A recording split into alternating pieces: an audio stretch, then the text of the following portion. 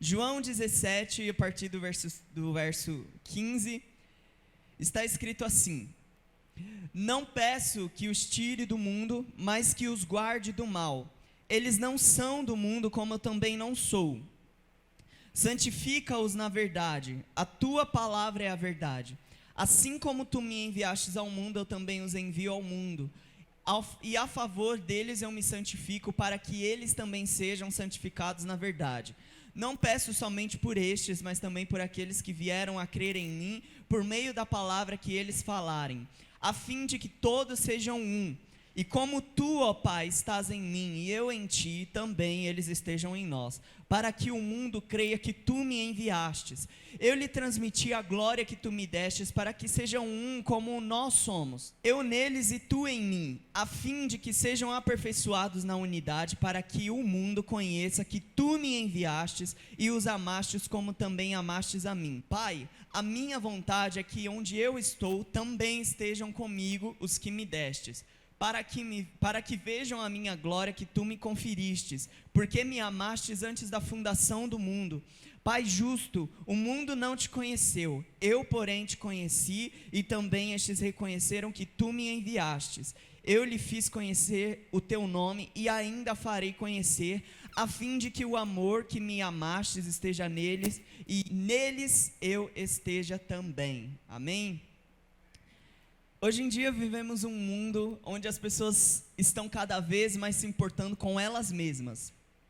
Estamos vivendo uma época em que as pessoas elas não se importam mais com o que o outro precisa, e muitas vezes carregamos essa mentalidade. Porém, Jesus aqui neste versículo que nós lemos, nesses versículos na verdade que nós lemos, ele nos ensina algo muito importante. A primeira coisa que Jesus nos ensina é que nós somos salvos. Mas somos salvos para quê?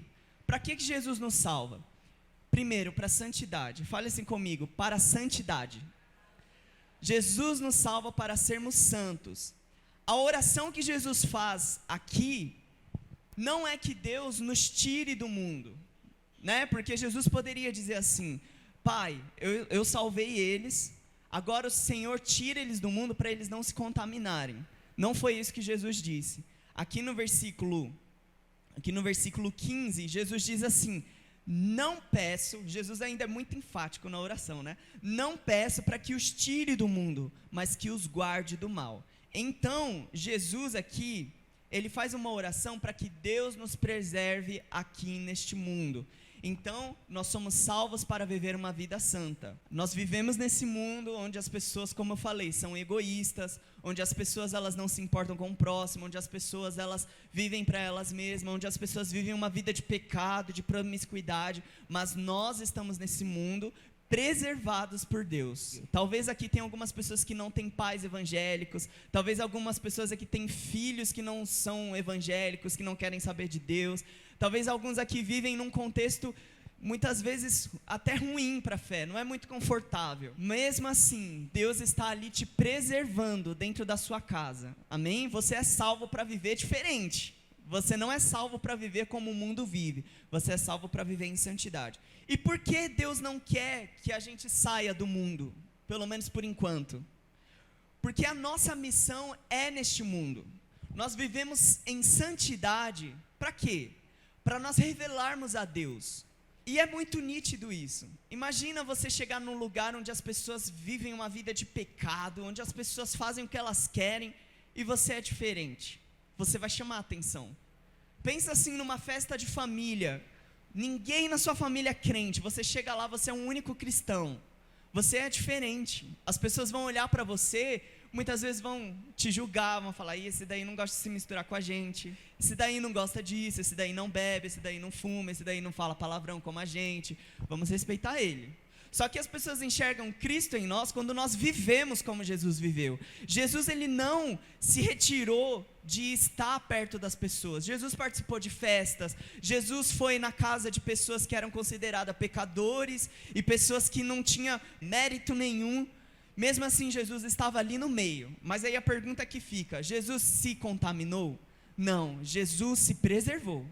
Jesus, ele viveu uma vida de santidade e uma vida de justiça. E nós, como fomos salvos para a santidade, nós devemos fazer igual a Jesus.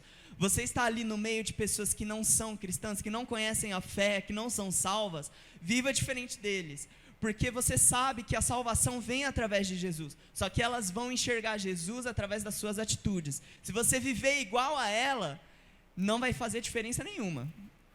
Mas se você viver diferente dela, vocês vão revelar a glória de Deus através da vida de vocês. Deus não tira a gente desse mundo, pelo menos por enquanto, porque a nossa missão é nesse mundo.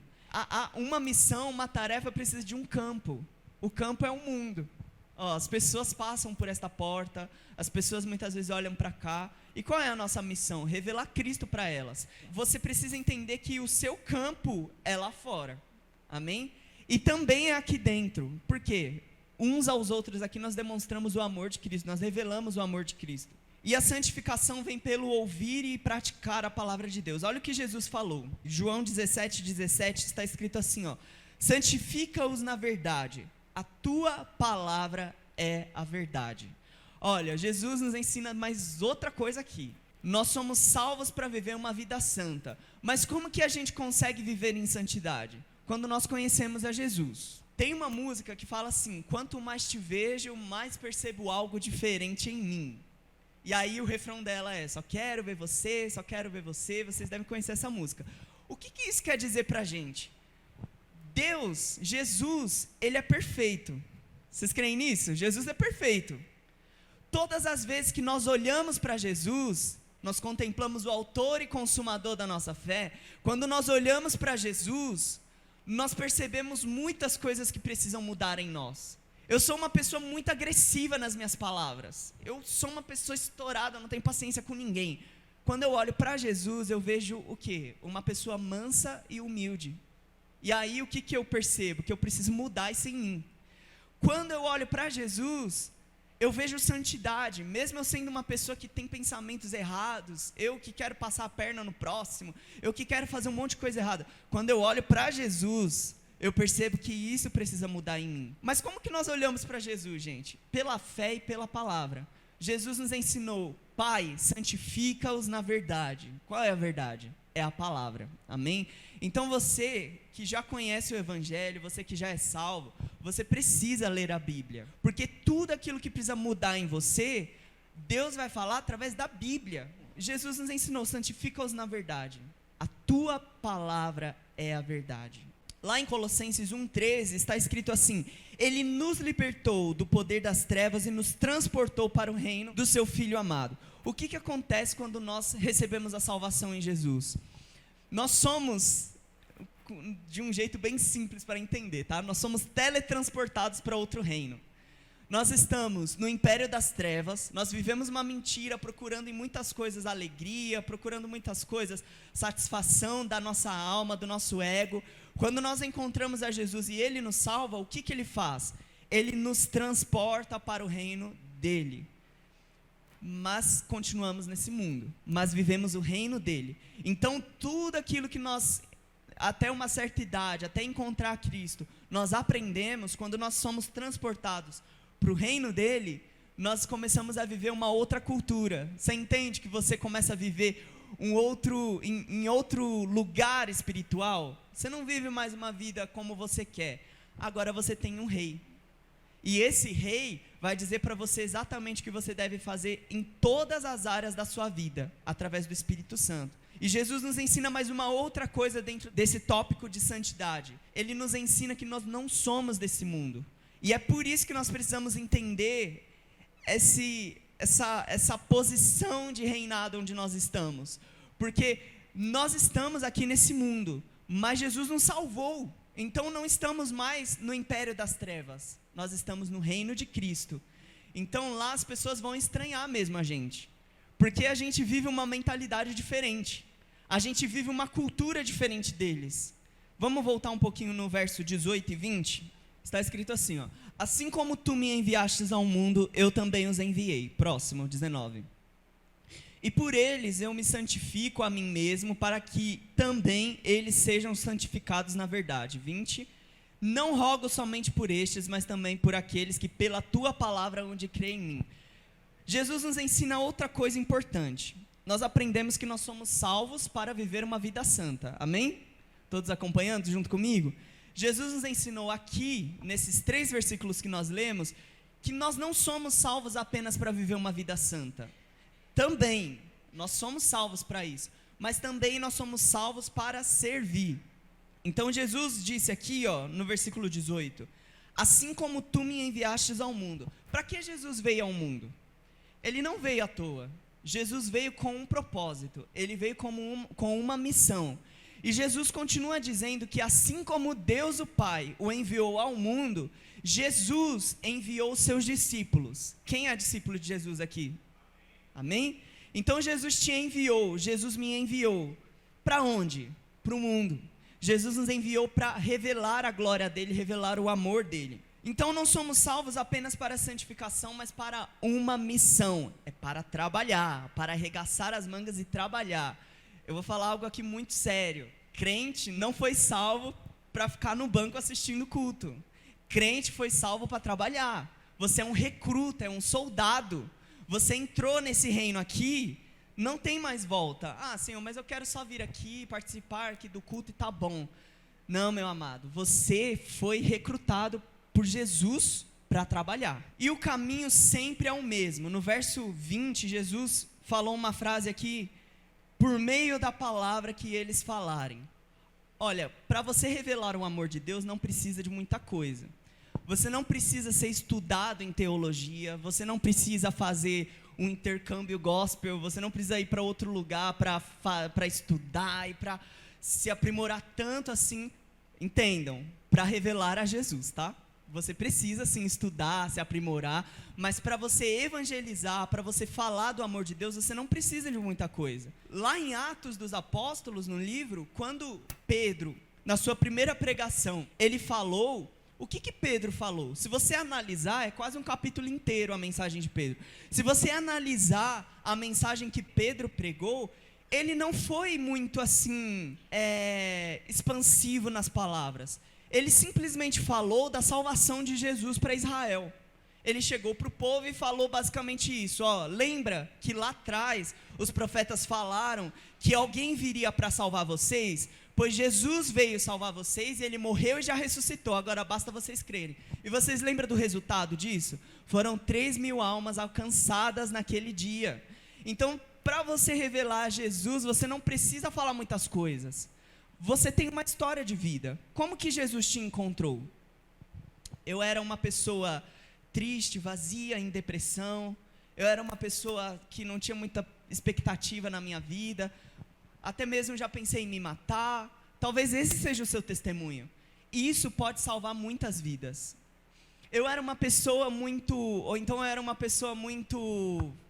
assim, eu namorava muitas pessoas, vivi uma vida toda desordenada, só que Jesus me encontrou, me salvou e me restaurou. Esse pode ser o seu testemunho que vai alcançar muitas vidas. Então vocês entendem que para a gente falar do amor de Deus não precisa de muita coisa, você não precisa dar muita volta. Se você não tem algo assim da sua vida muito grande para revelar assim, mostra João 3,16, porque Deus amou o mundo de tal maneira que enviou o seu único Filho para que todo aquele que nele crê não pereça, mas tenha vida eterna. Isso é suficiente para o pecador lá fora, que não conhece a Cristo ainda, entender que Jesus pode salvar ele e transformar a vida dele. Então nós somos salvos para uma missão e o caminho é o mesmo. Jesus falou que é pela palavra. É pela palavra. Você precisa conhecer para você liberar sobre outra pessoa. Eu não posso falar de alguém que eu não conheço. Então, para você falar de Jesus, você precisa conhecer Jesus pela palavra. E eu estava lendo aqui uma frase que eu acho importante passar para vocês, que mostra que o caminho para revelar Jesus sempre é o mesmo. Então, vamos analisar aqui. A história da igreja mostra essa verdade. A adoração pura raramente é passada de uma geração a outra. As formas e rituais de expressão são passados, mas a devoção de coração, o cerne da adoração deve ser totalmente descoberto a cada geração. Por que essa frase falou comigo? Porque muitas vezes nós viemos já de um contexto onde as pessoas já são salvas. Vou dar um exemplo de mim mesmo. Eu já vim de uma família que por gerações já fazem parte de uma igreja, que já são salvas, algumas, né? São pessoas que já participavam de cultos, que muitas vezes têm algum cargo na igreja. Então isso para mim, na minha geração, quando eu cheguei na família, para mim foi até fácil seguir esse caminho.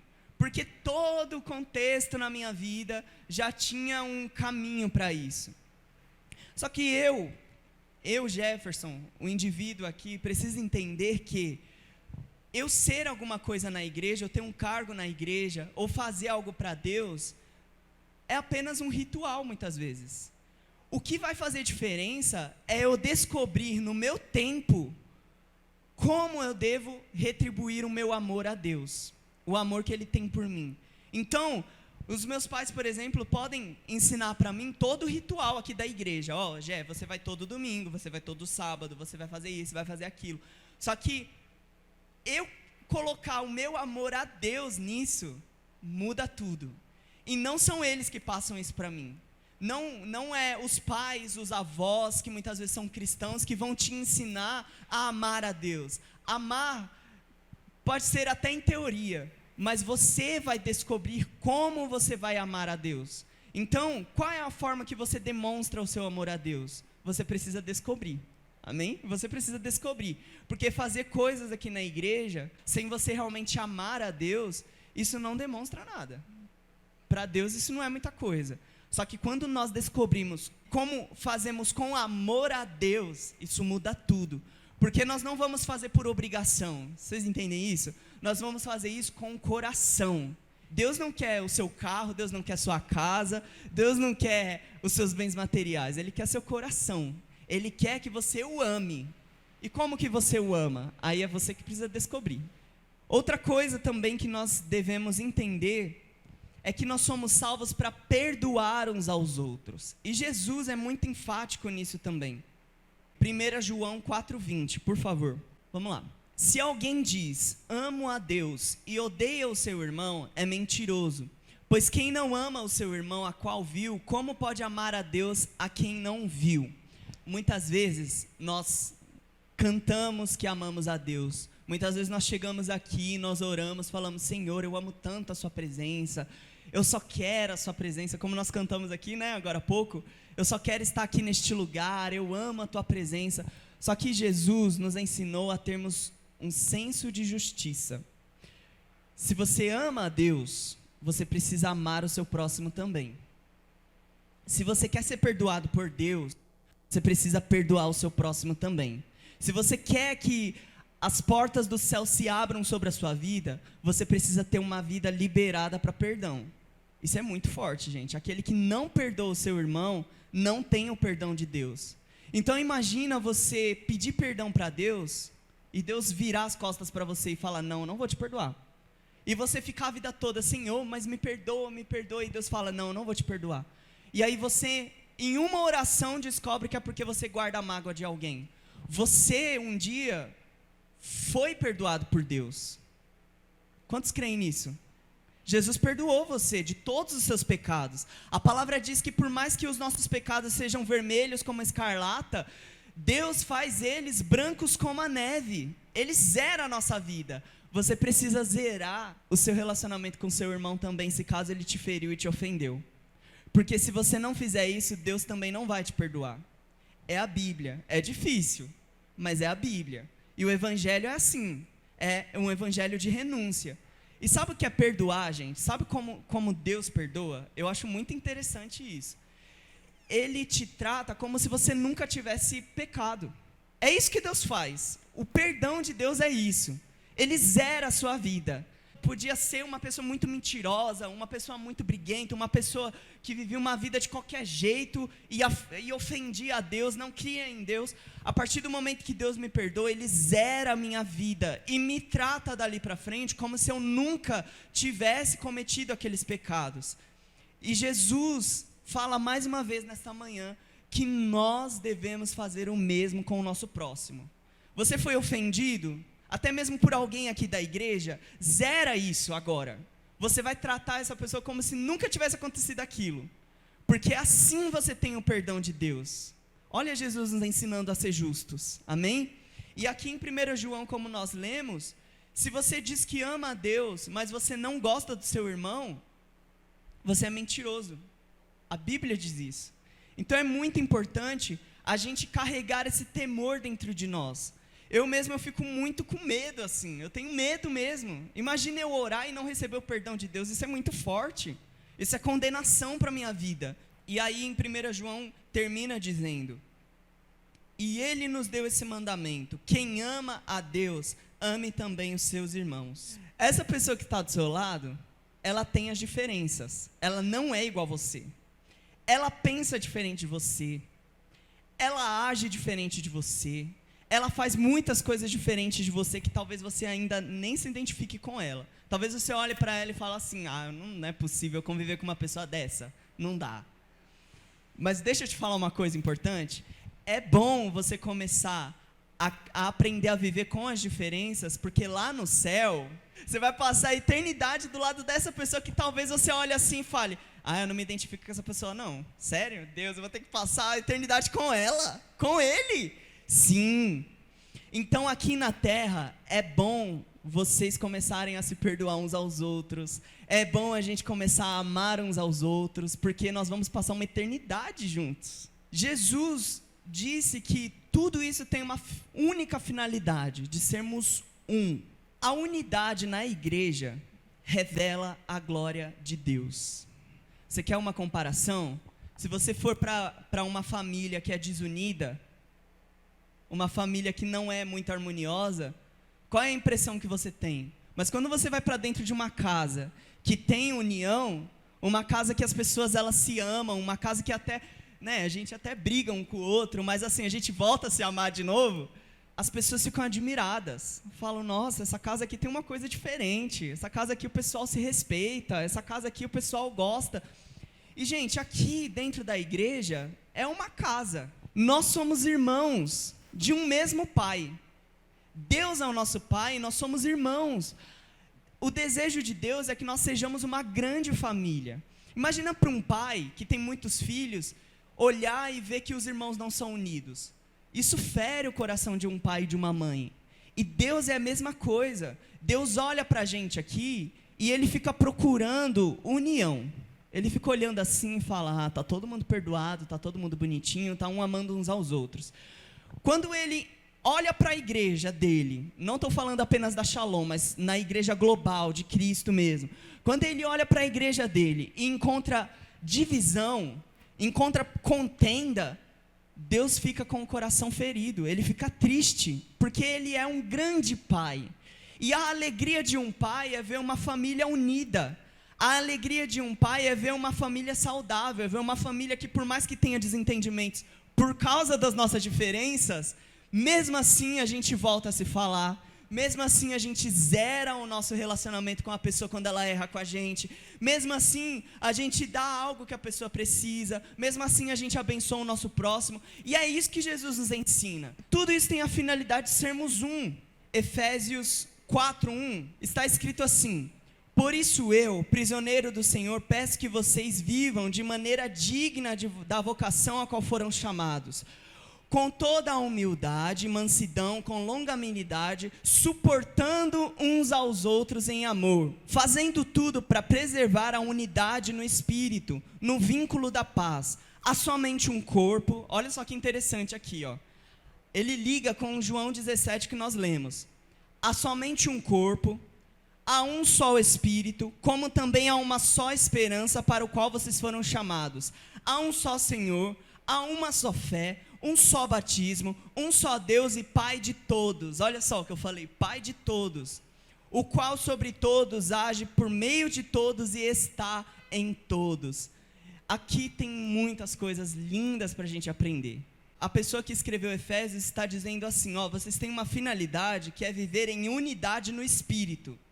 E aí ele começa a dizer várias coisas que precisam ser precisa ser comum no nosso meio. Primeiro, é suportar uns aos outros em amor. Então você precisa amar o seu próximo, mesmo que o seu próximo não seja muito legal. Você ama, porque isso gera unidade na igreja.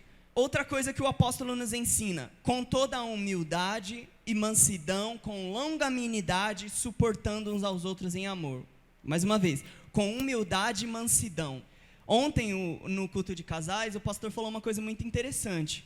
Se você considerar o seu próximo superior a você e ele considerar você superior a ele, vocês não vão brigar. Por quê? Porque vocês vão se respeitar. Vocês vão ter um relacionamento de respeito. Então é muito importante a gente entender isso. Suporte o seu irmão, mesmo com as fraquezas dele, mesmo com as dificuldades dele. Mesmo ele sendo às vezes uma pessoa rude ou uma pessoa muito paradona. Você fala: meu irmão, você precisa se mexer, meu Deus, você não faz nada da vida. Suporte esse irmão em amor. Você precisa entender que ele é diferente de você. Amém? E é isso que traz a unidade para a gente. E aí Paulo começa a dizer aqui, por que que isso gera unidade a gente? Porque é só um corpo. O corpo de Cristo é um só. Deus não tem vários corpos andando por aí. Você não é igreja, você não é igreja, você não é igreja. Nós somos a igreja. E aí quando entendemos isso, tudo muda. Nós somos a igreja. Nós somos onde Deus habita. Deus tem prazer em estar aqui no nosso meio. E aí ele fala: há um só corpo e um só espírito. Existe outro espírito de Deus? Não existe, há um só espírito. O mesmo espírito que está aqui no meu coração, está no seu coração. Aqui o apóstolo está dizendo que você precisa amar o seu próximo para que essa unidade, para que você comece a moldar, uns aos outros comecemos a moldar a nossa mente para vivermos em comunhão, para alcançarmos a eternidade juntos. Esse é o único propósito, amém? Esse é o único motivo e a única esperança. A beleza da igreja é justamente as diferenças. Olha que interessante. A beleza da igreja, a formosura da igreja é justamente a gente não ser uns iguais aos outros. E é isso que constrói e edifica a igreja. O que eu não consigo fazer, porque não é do meu perfil, não é da minha personalidade, a outra pessoa consegue fazer e ela supre isso em mim. Vocês entendem? Como um completa o outro no corpo de Cristo. Então, o que você não consegue fazer, talvez eu consiga. E assim a gente vai se completando. É como uma orquestra, a igreja também. Uma orquestra tem lá seus violinos, seus violoncelos. E quando você ouve tudo aquilo soa bem, está em harmonia. O maestro está conduzindo tudo ali, está tudo em harmonia. A igreja é a mesma coisa. Deus é o grande maestro. E quando Ele rege a igreja, a gente entra em harmonia para viver em comunhão. Jesus quer que nós sejamos unidos uns com os outros. Jesus quer que a gente ore uns pelos outros. Se você sabe que seu irmão está passando por necessidade, você tem o que dá para suprir essa necessidade do seu irmão, faça isso. Se você não pode ajudar, mas você pode orar pelo seu irmão, é algo espiritual, é algo emocional, ore pelo seu irmão. Se você tem uma palavra de Deus, um conselho, uma revelação da parte de Deus para dar para o seu irmão, não retenha isso, porque isso demonstra o seu amor por ele. Amém? Glória a Deus. Feche seus olhos nessa hora.